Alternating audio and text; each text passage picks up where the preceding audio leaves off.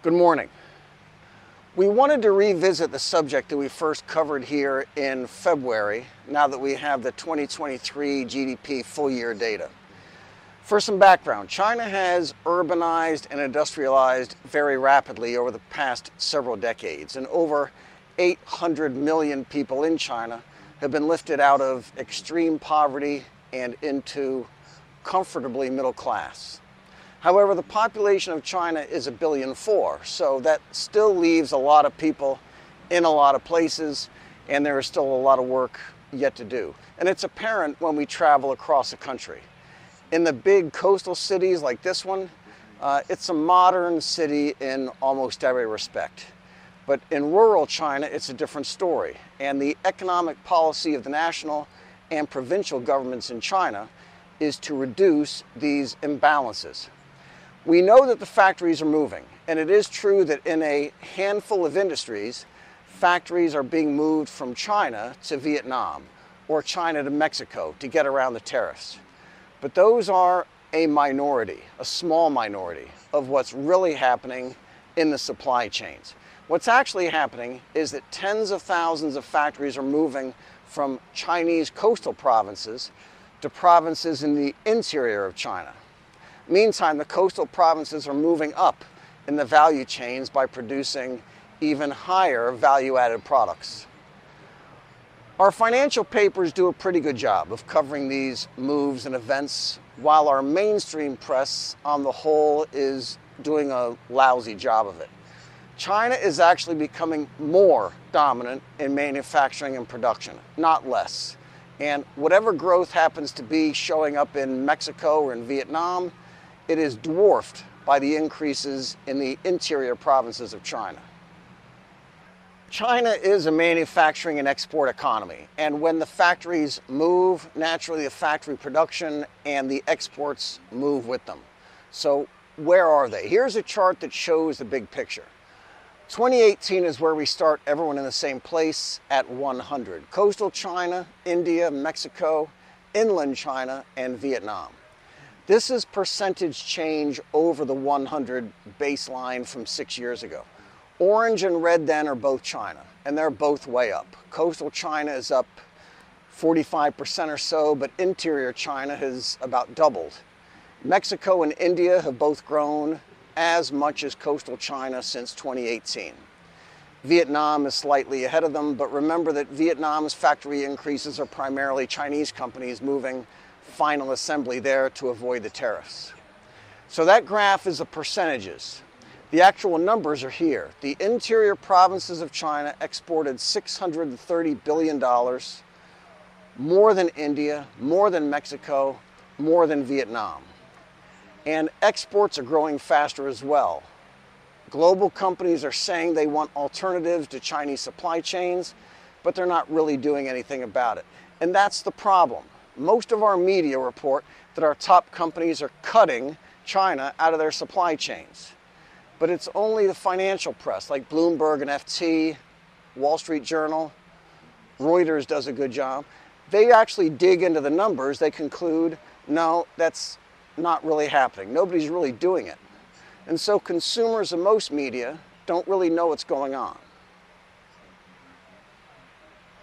Let's return, though, to the motivation for Beijing to build up the economies of the less developed provinces from the richer coastal areas.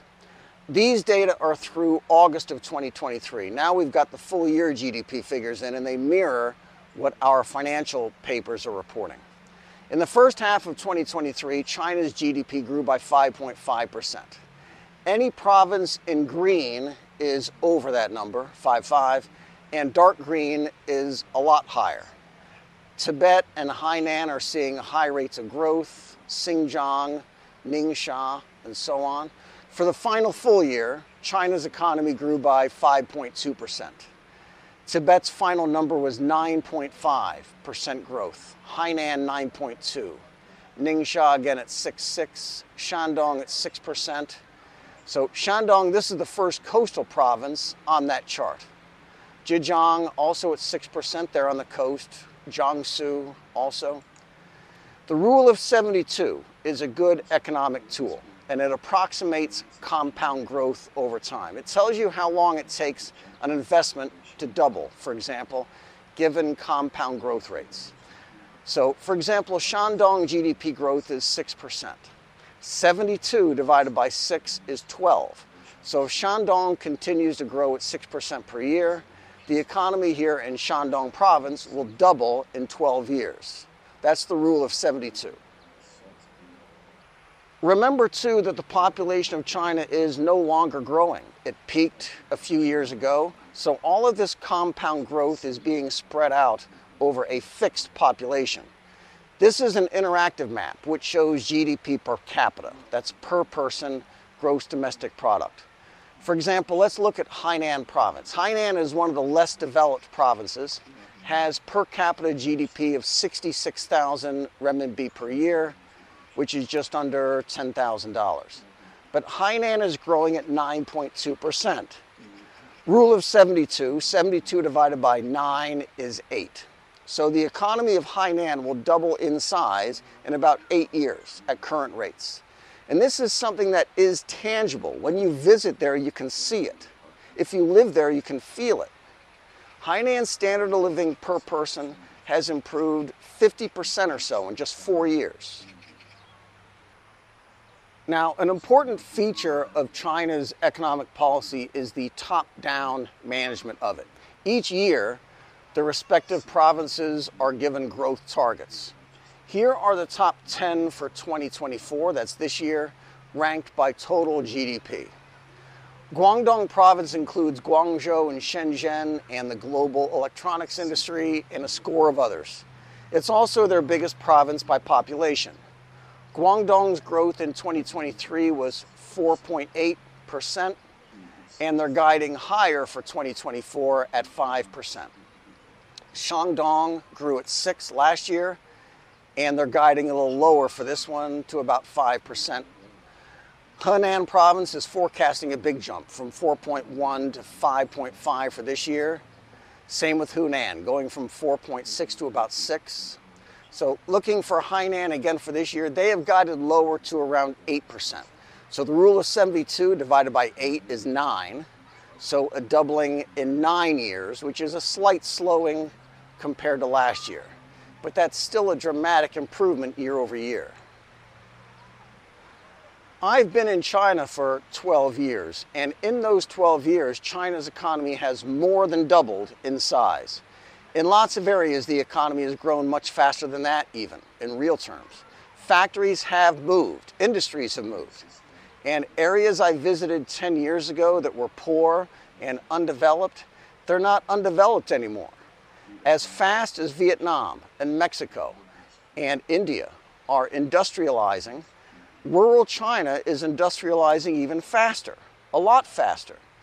Supply chain managers know that there's no getting away from China, no matter what we tell the newspapers. We know that investors might like it, politicians back home especially like it, to hear that we're moving supply chains out of China, but they're not really doing it.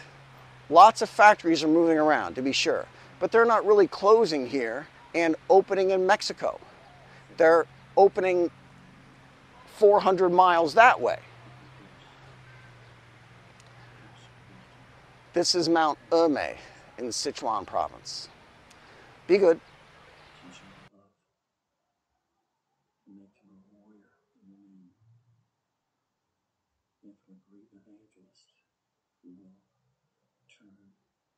His co-workers and his family and his friends and his nation to Christ.